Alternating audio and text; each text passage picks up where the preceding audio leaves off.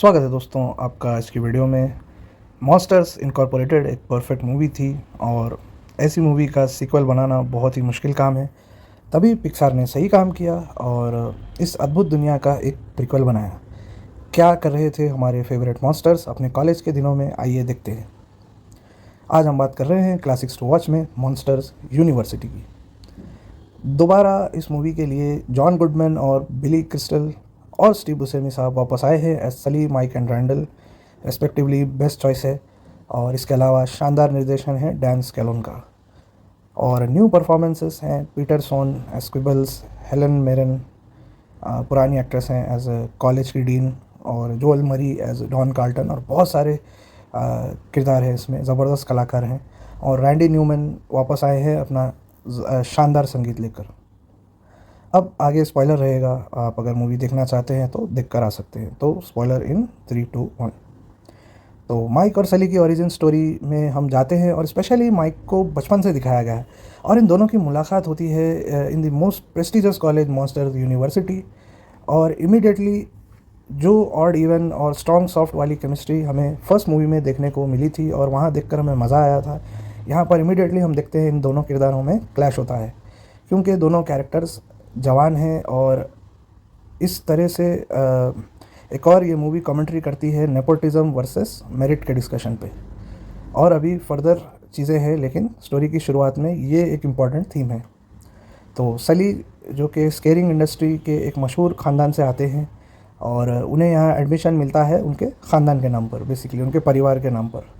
और वहीं माइक को एडमिशन मिलता है प्योरली उनकी थियोरेटिकल नॉलेज पर और उनके जो भी मार्क्स आते हैं उस पर मिलता है, मेरिट पर। और फिर जैसे मूवी आगे बढ़ती है वो एक दूसरे के दोस्त बनते जाते हैं और हम देखते हैं साथ में न्यू कैरेक्टर्स आते जाते हैं और वो न्यू कैरेक्टर्स भी अच्छे मज़ेदार हैं और सभी मिलकर एक टीम बनाते हैं। और इनकी टीम कॉलेज के कंपटीशन में, स्केरिंग कॉम्पिटिशन्स में हिस्सा लेती है। और वहीं रैंडल का विलन एरा शुरू होता है। जब वो कॉलेज में शुरुआत में आते हैं तो वो माइक के रूममेट होते हैं, लेकिन फिर वहाँ पर कॉलेज की एक फेमस टीम होती है जहाँ पर सभी गुंडे टाइप के बच्चे होते हैं और उनको इम्प्रेस करने के लिए फिर रैंडल माइक और सली से दुश्मनी कर लेते हैं और वहीं से उन सभी की नफ़रत की दास्तान शुरू होती है।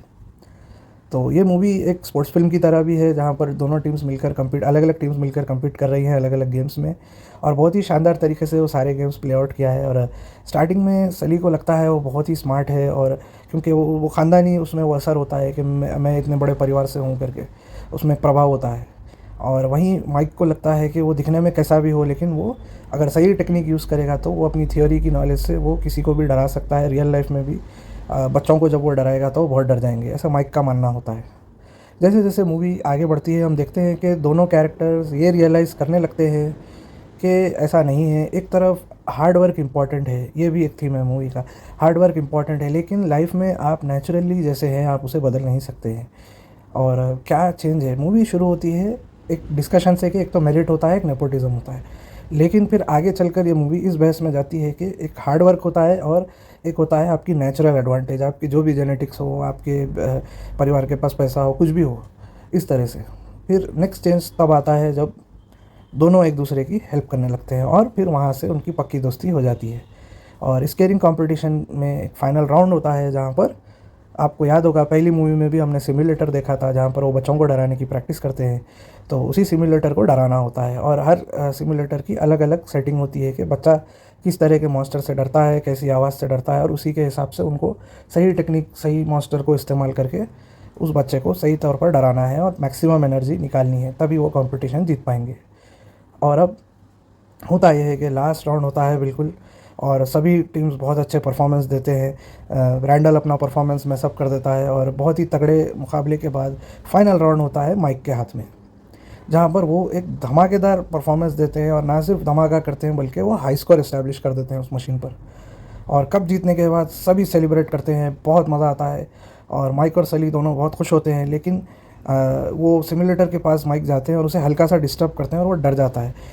तभी हमें ये पता चलता है कि गेम जीतने के लिए सली ने सिम्युलेटर को टैम्पर किया ताकि माइक आसानी से जीत जाए, और माइक को गुस्सा आ जाता है। माइक को ये लगता है कि सली और को उस पर भरोसा करना चाहिए था, और उनके बाकी टीममेट्स भी नाराज़ होते हैं। वो सली से कहते हैं कि देखो कंपटीशन हमें ईमानदारी से खेलना चाहिए था। माइक जैसा भी हो, हमें भरोसा था माइक अच्छा टेक्निक लगाकर जीत सकता है, आपको चीटिंग करने की ज़रूरत नहीं थी करके वो सली को कहते हैं। और इसी बात पर वो सब मिलकर ट्रॉफ़ी जाकर वापस करते हैं। लेकिन माइक को ये होता है कि वो अपने आप को प्रूफ करेंगे, और तभी वो एक डोर खोलकर रियल वर्ल्ड में चले जाते हैं, और उनके पीछे सली भी वहीं पर उन्हें बचाने के लिए जाते हैं। और क्लाइमैक्स का सीन बहुत ही शानदार है। एक तरफ हम देखते हैं पूरा एक्शन सीन चल रहा है, लेकिन वहीं पर एक इमोशनल सीन भी चल रहा है, बैकग्राउंड में इमोशंस भी बहुत ज़बरदस्त चल रहे हैं। हम देखते हैं माइक उन बच्चों को डराने की कोशिश करते हैं, दरवाजे में से एंटर होते ही वो अपनी टेक्निक पूरी थियोरेटिकल नॉलेज लगा देते हैं। लेकिन वहीं पर एक दर्दनाक इमोशन प्ले होता है, जहाँ पर वो उन्हें रिवील होता है, माइक को ये रिवील होता है कि बच्चे उनसे नहीं डरते। वो चाहे कितना भी कॉन्सेप्ट यूज़ कर लें, वो कितना भी वो उस तरह दिखते ही, वो डरावने दिखते ही नहीं हैं। ये बात उनको समझ आती है। ये एक तरह से आप देख सकते हैं, जो मैं कह रहा था पहले भी, कि नेचुरल आपकी जो एबिलिटी है और आपका हार्डवर्क, एक हद तक आप हार्ड वर्क कर सकते हैं, लेकिन नेचुरल एबिलिटी होना भी ज़रूरी है। और माइक से बच्चे नहीं डरते, और ये बात का एहसास उन्हें अनफॉर्चुनेटली वहाँ पर जाकर होता है। और ये बहुत ही रिलेटेबल चीज़ है। आपने देखा होगा, ऐसे बहुत स्टूडेंट होते हैं, आपके फ्रेंड्स भी होंगे, आपने भी एक्सपीरियंस किया होगा।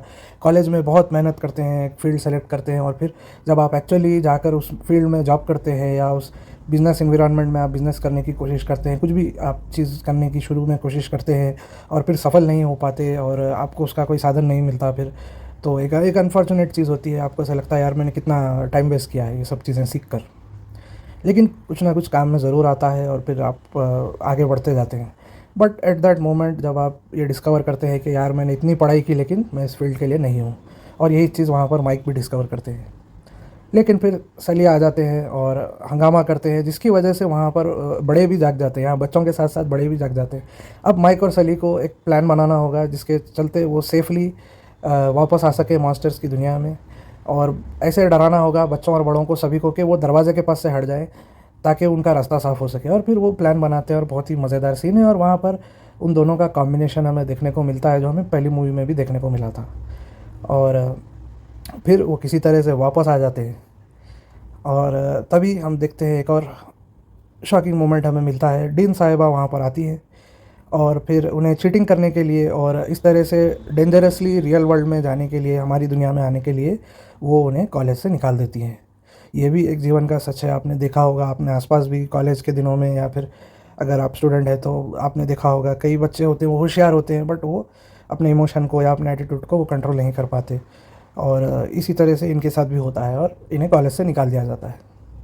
लेकिन माइक और सली इसे पॉजिटिवली अपनी गलती को मानते हैं, और डीन को भरोसा दिलाते हैं कि वो कॉलेज डिग्री ना होने पर भी वो एक दूसरे को सपोर्ट करेंगे और कुछ अच्छा कर लेंगे, और वो ग्रेशियसली वहाँ से हट जाते हैं।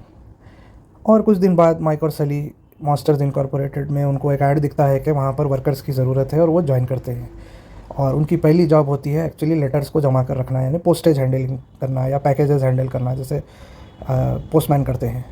और उसके बाद एक दिन वहाँ पर एक ट्रायल होता है, जिसके लिए स्केरर की जो पोजीशन होती है, जैसे हमने पहली मूवी में देखा था सली बच्चों को डराते हैं, वो पोजीशन के लिए एक ऑडिशन होता है, जिसमें फिर सली कामयाब हो जाते हैं। और फिर वहाँ से हम वो जर्नी देखते हैं, तब वो मास्टर्स इनकॉर्पोरेटेड में वो लेजेंड बन जाते हैं आगे जाकर। और फिर आपने पहली वाली ओरिजिनल मूवी मास्टर्स इनकॉर्पोरेटेड तो आपने देखी ही है कि कितनी अच्छी मूवी थी।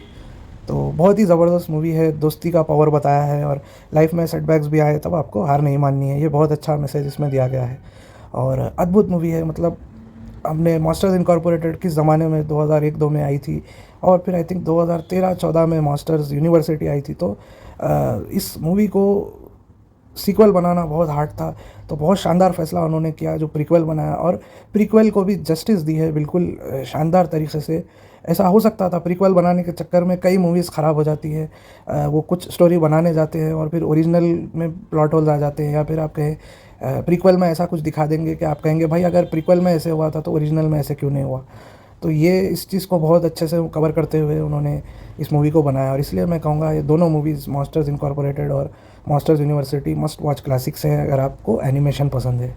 और डेफिनेटली ये स्टोरी को कॉम्प्रोमाइज़ किए बिना ओरिजिनल मास्टर्स इनकॉर्पोरेटेड में ये मूवी 4 चांद लगा देती है।